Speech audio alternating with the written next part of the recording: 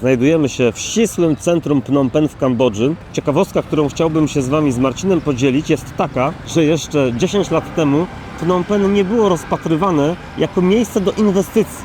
Natomiast na przestrzeni ostatniej dekady sytuacja tak bardzo się zmieniła. Zobaczcie za naszymi plecami w tle. Te wszystkie wieżowce powstały w przeciągu ostatnich 7-8 lat. Miasto dynamicznie się rozwija, infrastruktura, powstają nowe budynki klasy premium, biurowce klasy A+. To wszystko dzieje się na naszych oczach.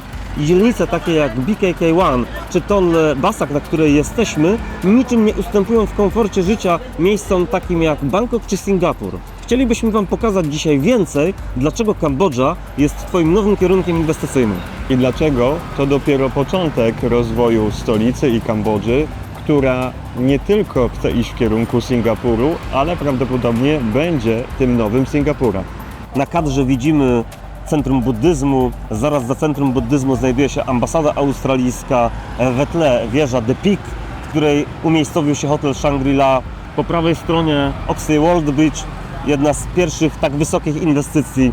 To wszystko budowało się od momentu, kiedy przyjechałem do Kambodży w 2018 roku. I z mojej perspektywy jako mieszkańca jestem przekonany, że gdybyście mieli pełen pogląd na Kambodżę, już byście tutaj dawno byli i zaczynali swoje inwestycje na terenie Kambodży.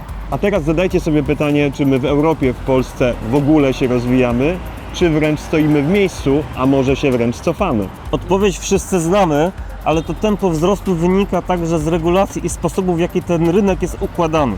Dzisiaj Kambodża jest w miejscu, w którym cała uwaga rządu nastawiona jest właśnie na rozwój. Ma się budować, ma być wygodniej i miasto jest przygotowywane pod kilkukrotne zwiększenie populacji, dlatego że w Kambodży jest Phnom Penh i poza Phnom Penh jest długo nic. O tym należy pamiętać, ponieważ kiedy rozpatrujemy Kambodżę jako miejsce pod inwestycje, nie możemy tego porównywać 1:1 do Europy czy do Polski. Wielokrotnie podczas naszych filmów mówimy, że Kambodża jest Polską lat 90., ale Polską lat 90. na turbo doładowaniu z nowoczesnych technologii i przede wszystkim z tego, jak państwo spogląda na rozwój i chce, żeby Kambodża z dnia na dzień była coraz lepsza. Dzisiaj razem z Marcinem pokażemy Wam kilka przykładów rozwoju nie tylko miasta, ale też infrastruktury, udoskonaleń, tego wszystkiego, co my widzimy, bo ja będę do tego często wracać w filmach. Chcielibyśmy, żebyście chociaż trochę złapali ten punkt widzenia, który mamy tutaj będąc, czy tak jak w moim przypadku żyjąc. To by Wam bardzo ułatwiło rozumienie, dlaczego Kambodża jest top inwestycyjnym.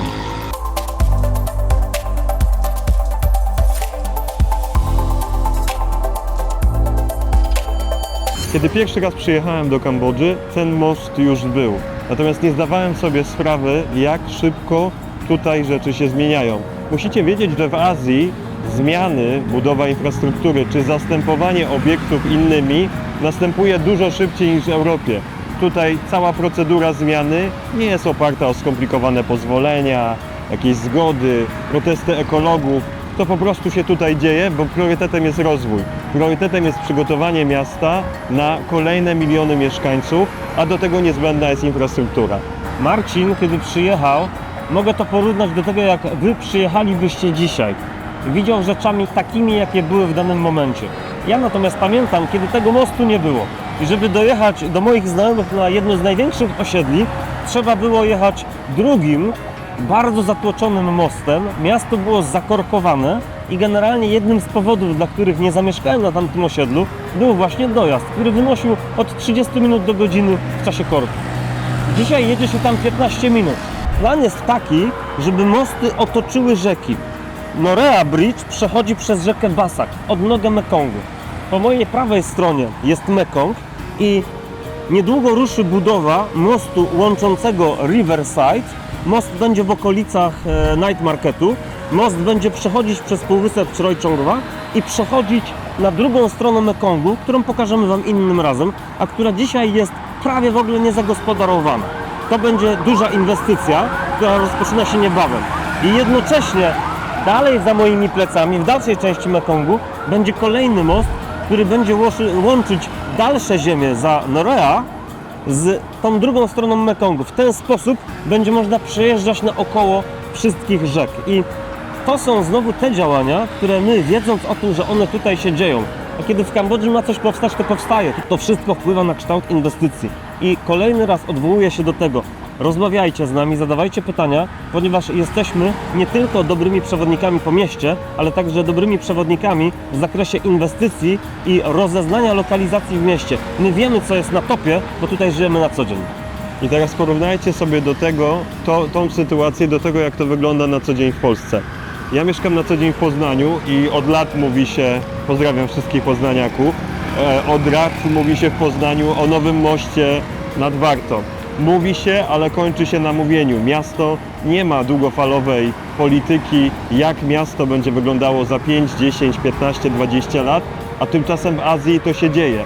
To się dzieje tutaj od decyzji do realizacji jest dużo, dużo krótszy czas. Dlatego moim zdaniem, jako osoby, która tutaj nie mieszka, Kambodża, a w szczególności Phnom Penh, ma przed sobą bardzo intensywny okres rozwoju, co będzie wpływało na ceny nieruchomości i na to, że inwestycje tutaj już dzisiaj są atrakcyjne, a w przyszłości będą jeszcze dużo, dużo ciekawsze. Stąd zabierzemy Was na Bong Snaur, czyli na największe osiedle. To jest osiedle zbudowane z osiedli, na którym na ten moment mieszka kilkadziesiąt tysięcy ludzi. Zabierzemy Was na to osiedle właśnie przejeżdżając przez ten most, używając tej skróconej trasy i pokażemy Wam, jak żyje średnia i zamożna klasa w kraju uznawanym za kraj trzeciego świata. Zapraszamy na Chodźcie z nami. Paintwood.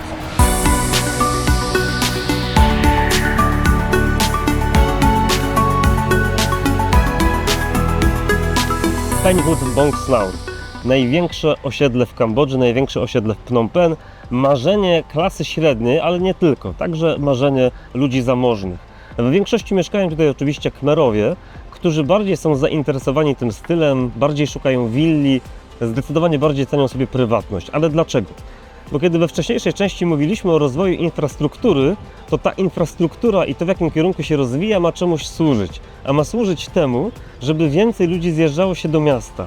I tym ludziom, których na to stać, którzy mają środki, zapewnić najważniejsze atrybuty komfortu, czyli odpowiednią lokalizację, bezpieczeństwo i prestiż. I to osiedle, czyli zbiór osiedli o wielu różnych projektach, od shophouse'ów poprzez Twin Ville, Link Ville, kończąc na wielkich, wielkich willach, spełnia te wszystkie kryteria. Mamy tutaj wyizolowane osiedla, mamy tutaj część wspólną, bo tak naprawdę na tego typu osiedla, które w Kambodży nazywamy borejami, płacimy szczególnie za lokalizację i infrastrukturę. A tutaj w tym projekcie infrastruktura jest najbogatsza, najobfitsza. Tutaj jesteśmy w Europarku, znajdziemy tutaj sporo atrakcji, kultowych atrakcji, tak z Europy, jak i ze świata. Holenderskie kanały, wieża Eiffla, Big Ben czy Opera Sydney. I to wszystko podane elegancko z trawniczkami, po kanale pływają gondole. W taki sposób średnia i zamożna klasa spędza czas w Kambodży. Dodatkowo po mojej lewej stronie, lekko za budynkami, jest ogromny pałac ślubów i hale konferencyjne. I jeżeli stać Cię na to, żeby zorganizować wystawne wesele, kiedy zrobisz to tutaj, dajesz temu wyraz, że jesteś tą klasą, która dzisiaj tworzy zamożną część Kambodży. I to wszystko powoduje, że infrastruktura w połączeniu z możliwościami mieszkaniowymi sprawia, że z całej Kambodży ci, których na to stać, zjeżdżają właśnie do Phnom Penh, żeby się tutaj osiedlić, żeby tutaj żyć na najwyższym standardzie. A ci, których nie stać, także tutaj zjeżdżają, ponieważ tutaj jest największy rynek pracy. Nie bez powodu o tym mówię, ponieważ to są te czynniki, które sprawiają, że Phnom Penh po prostu rozwija się bardziej dynamicznie niż jakiekolwiek miasto w Polsce czy w Europie. Pamiętam, gdy przyjechałem tutaj pierwszy raz, ogromne wrażenie zrobiła na mnie wielkość tych wszystkich borejek, które są tutaj i taka pewna nierealność, bo wygląda to tak, jakbyśmy wyjechali z Phnom Penh gdzieś do miasteczka takiego wakacyjnego i nie czuć zupełnie tutaj tego gwaru azjatyckiego, tych ludzi, którzy są wszechobecni, jedzenia, tego wszystkiego, co poczujecie, jak tylko wylądujecie w Kambodży. Uważam, że jest to świetny przykład tego, w jaki sposób można zachęcić ludzi do mieszkania w stolicy, bo jesteśmy w ścisłym, można powiedzieć, centrum. Do ścisłego centrum jest 10 minut samochodem, a nie czuć tutaj zupełnie tego gwaru, tej azjatyckości w rozumieniu hałasu i tego, że życie toczy się na ulicy. Tutaj panuje spokój i rozumiem, dlaczego Khmerzy traktują to jako swego rodzaju marzenie średniej i wysokiej klasy. Coś naprawdę ciekawego w porównaniu do tego, jak w Europie wygląda budowanie osiedli podmiejskich bez infrastruktury. Szczególnie tutaj mówię o przykładzie polskim. bez infrastruktury, bez szkół, bez przedszkoli. Tutaj wszystko jest na miejscu, nie ma potrzeby nawet jechania do miasta, bo w bardzo fajny, wygodny sposób jesteście w stanie spędzić tutaj cały dzień. Można też zaobserwować trend, w którym klasyczny model z jednym centrum zmienia się w model miasta z różnymi centrami. Dlatego, że dla osób żyjących na Pinewood Bongsnaur tutaj może być centrum miasta. Nie muszą opuszczać tego osiedla, ponieważ jest szpital, międzynarodowa szkoła, która należy do topowych szkół w Kambodży i wszystkie udogodnienia, od restauracji przez rozrywki do miejsca do wypoczynku. I taka jest właśnie Kambodża. Nie ma co odnosić tego jako stolicy Kambodży Phnom Penh na przykład do Warszawy, ponieważ to zupełnie inna część świata i obowiązują tutaj inne zasady. My jesteśmy waszym przewodnikiem po tych zasadach, żeby stały się one dla was bliskie i przyjazne. I być może wasza pierwsza wizyta tutaj będzie taką wizytą, którą uznacie za komiczną, bo rzeczywiście pierwsze wrażenie jest takie, jakbyśmy nie byli w Azji. Zobaczcie ten budynek za mną, no wygląda jak żywcem wyjęty z architektury holenderskiej, natomiast ma to swój urok i tutaj właśnie Khmerowie znajdują to, czego szukają. Ten prestiż, którego nie znajdziecie nigdzie indziej poza Phnom Penh. Dlatego Kambodża jest stolicocentryczna. Jest miejscem, gdzie całe życie biznesowe i najwyższy poziom życia jest właśnie w stolicy. Marcin przed chwilką sprawdzał prognozę pogody w Polsce, gdzie mimo tego, że jest prawie połowa maja, temperatura wynosiła 7 stopni. U nas pogoda dopisuje, więc kończymy fragment na Pinewood i zapraszamy was sprawdzić nowe lotnisko, które już w lipcu będzie miało soft launch. Chodźcie na lotnisko.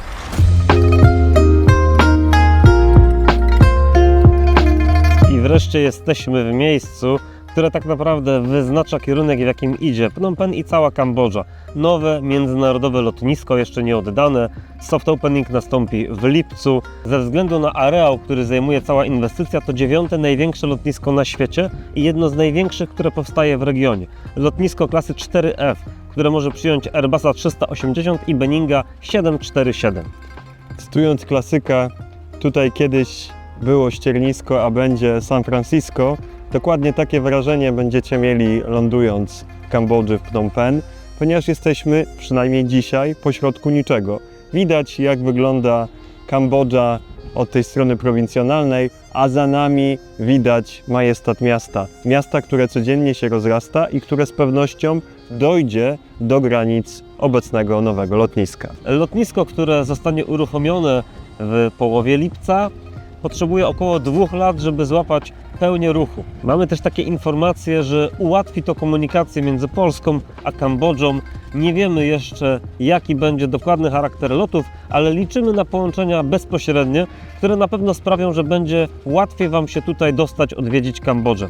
Samo lotnisko, następny raz, kiedy będziemy o nim mówić, już wam je pokażemy od środka, jest zaprojektowane przez brytyjską firmę Foster i jest dużo nawiązań do khmerskich akcentów w architekturze. Myślę, że będzie to kolejna ikona i miejsce, które od samego początku będzie prezentować dumny khmerski charakter tego narodu. Obecne lotnisko, na którym lądują teraz wszystkie loty międzynarodowe, lotnisko Pochetong, praktycznie z mojego punktu widzenia jest w centrum miasta. Tutaj do zabudowy mamy około 15 km, a do centrum miasta, w zależności które centrum uszujemy, od 20 do 25 km.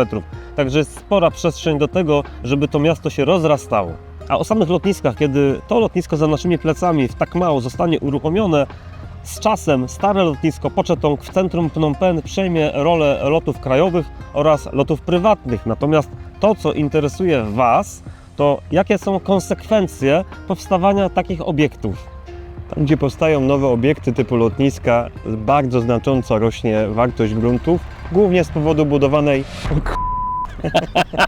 To właśnie ta infrastruktura powoduje, że miejsca, które do tej pory wyłączone były z mapy terenów inwestycyjnych, nabierają zupełnie innego charakteru. Nawiążę tutaj do polskiego CPK, które jest nie do zbudowania w Polsce, a tutaj podobnej wielkości port jest na finiszu, co niesamowicie podniesie również rangę Kambodży pod kątem cargo i innych usług związanych z nowoczesnymi lotniskami. Zabrałeś mi, Marcin, kwestię, dlatego że właśnie chciałem zadać pytanie naszym oglądającym, jak szacują, jak wzrośnie cena ziemi wokół naszego CPK.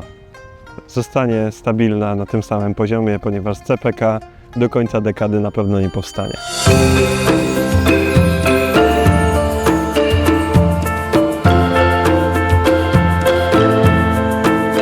miejsce, w którym teraz nagrywamy, jest mi bliskie, dlatego że kiedy przyleciałem do Kambodży w 2018 roku, tutaj przez prawie miesiąc mieszkałem. I wtedy wydawało mi się, że to jest centralny punkt, najważniejszy punkt miasta, że wszystko się rozchodzi od tego. Oczywiście mylnie mi się wydawało, ponieważ miałem złe wyobrażenie. Zupełnie nie rozumiałem, jak przebiega rozkład miasta. I nasza rola, poza tym, żeby przybliżyć Wam Kambodżę, jest także przeprowadzić Was za rękę po Phnom Penh, po Kambodży, wytłumaczyć Wam te niuanse, których nie dowiecie się, kiedy po prostu wejdziecie w internet i zaczniecie przeglądać oferty. Tam każda oferta będzie doskonała. Jeżeli skontaktujecie się z nami, jeżeli przyjedziecie do nas, pokażemy Wam, oprowadzimy Was po mieście i pokażemy Wam te wszystkie niuanse, które sprawiają, że jedna oferta jest dużo lepsza od drugiej oferty. Moja przygoda w Kambodży również rozpoczęła się od takiego oprowadzania, od zrozumienia potencjału Kambodży, ale też korzystania z doświadczenia i tego, że zespół Relocatify jest na miejscu, zna doskonale miasto, wie w jakim kierunku ono zmierza i potrafi wskazać oferty ciekawsze, bardziej perspektywiczne, ale też spojrzeć na miasto z widoku ptaka i estymować jakoś, jak będzie wyglądała przyszłość Phnom Penh i całej Kambodży. A kto Cię oprowadzał? Oczywiście Michał.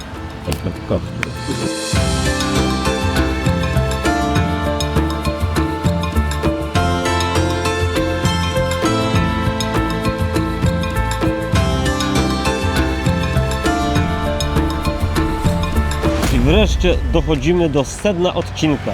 Znajdujemy się przed miejscem, przed Pinnacle Residence, które jest pośrodku wszystkich tych lokalizacji, przez które Was dzisiaj przeprowadziliśmy.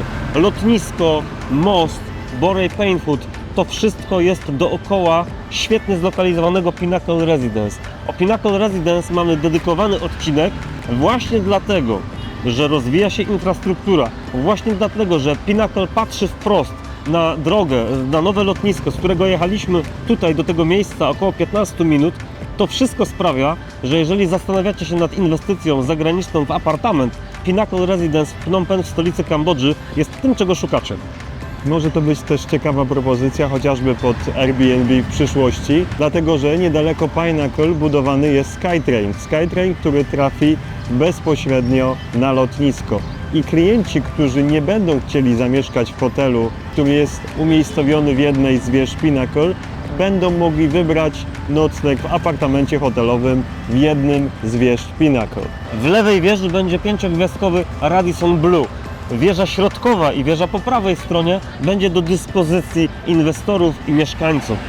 To miejsce jest świetnie położone lokalizacyjnie. Zobaczcie, tutaj już jest oddany do użytku Skybridge, który, tak jak wspominałem w odcinku dedykowanym Pinnacle, kiedy przyjechałem do Kambodży, tego Skybridge'a nie było i zwyczajnie stało się tutaj w niebotycznych korkach. Dzisiaj miasto, choć jeszcze nowe lotnisko nie zostało oddane do użytku, już jest przygotowane pod ogromny rozwój i życzymy Wam, abyście byli częścią tego rozwoju. Do zobaczenia w Kambodży. Zapraszamy co piątek o godzinie 18 na kolejne odcinki prosto z Kambodży. Do zobaczenia.